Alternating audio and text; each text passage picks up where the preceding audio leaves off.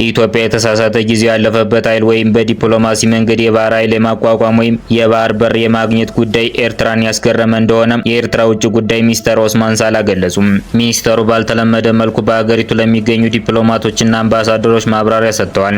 ኦስማን ሳላ ኢትዮጵያ ጎረቤቶቿን ግዛት አንድነትና ሉዓላዊነት እንድታከብር ዓለም አቀፉ ማህበረሰብ ግፊት እንዲያደርግ ጠይቀዋል። የኤርትራ ጦር ኢትዮጵያ ውስጥ ይገኛሉ የሚል አካላት ለኢትዮጵያ ውስጣዊ ችግር ኤርትራን ተጠያቂ ማድረግ የሚፈልጉ ናቸው በማለት ኦስማን ከሰዋል። ኦስማን በህወሓትና በትግራይ ጊዜያዊ አስተዳደር መካከል ባለው ሽኩቻ ውስጥ ኤርትራ ሚና አላት የሚለውን ውንጀላን ማስተባብሏል።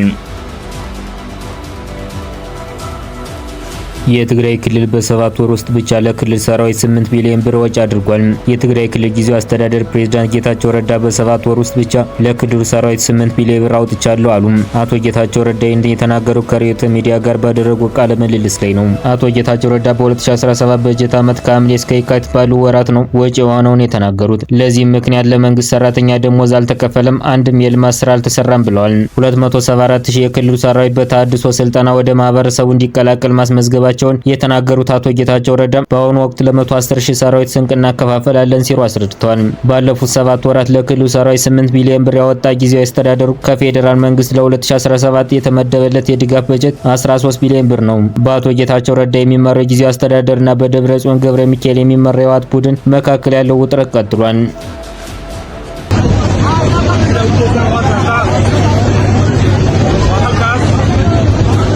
የሶማሌው ፕሬዝዳንት ሐሰን ሼክ መሐመድ ዛሬ ማለዳ ላይ ከግድያ ሙከራ ተርፏል። ጥቃቱ በአልሸባብ የተፈጸመ ሊሆን እንደሚችል ተሰምቷል። ፕሬዝዳንቱን ያጀቡ መኪኖች ከቪላ ሶማሊያ ቤተመንግስት እንደወጡ ብዙም ሳይቆዩ ኃይለኛ ፈንጂ በቅርብ ርቀት ላይ ከፈነዳ በኋላ ከፕሬዝዳንቱ አጃቢዎች ብረታማ ሱቪ መኪኖች አንደኛው በጣም የተጎዳ ሲሆን በርካታ የፕሬዝዳንቱ አጃቢዎች መቁሰላቸውን ተዘግቧል። ፕሬዝዳንቱ ላይ የደረሰ ምንም ጉዳት እንደሌለም ተሰምቷል።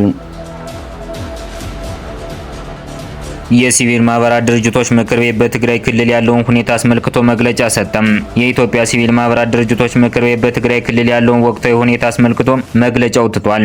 ምክር ቤቱ የፕሪቶሪያን ስምምነት በመተግበር ላይ የሚስተዋሉ መሰናክሎች እየተባባሱ መምጣታቸውን ገልጾ ይህም ለከፍተኛ ስጋት ዳርጓቸዋል። ምክር ቤቱ ችግሩን በንግግርና በሰላማዊ መንገድ መፍታት ብቸኛ መፍትሄ መሆኑን አጽንኦት ሰጥቷል። እንዲሁም ለዓለም አቀፉ ማህበረሰብ በተለይም የአፍሪካ ህብረት ኮሚሽን አስፈላጊውን ትኩረትና ድጋፍ እንዲያደርግም ጥሪ አቅርቧል። ማህበረሰባችን ጦርነት ካስከተለው ችግር ገና ሳይላቀቅ በድጋሚ ለጉዳት እንዳይጋለጥ ከፍተኛ ጥንቃቄ ያስፈልጋል ሲል ምክር ቤቱ አሳስቧል። ምክር ቤቱ አስፈላጊውን ድጋፍ ለማድረግም ዝግጁ መሆኑን ገልጿል። የአዲስ አበባ ከተማ አስተዳደር የመደበኛ ንግድ ለመቆጣጠር አዲስ ደንብ አወጣ።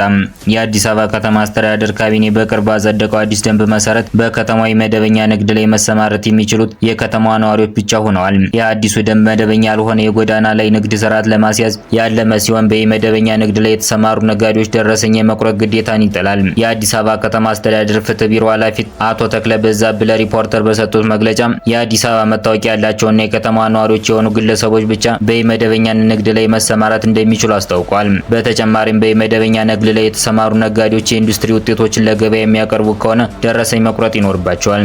ይህ አዲሱ ደንብ በከተማ የመደበኛ ንግድ ላይ ለተሰማሩ ነጋዴዎች አዲስ መመሪያዎችን የሚጭን ሲሆን ይህም የከተማዋን ኢኮኖሚ ለማሻሻል ያለመ ነው ተብሏል።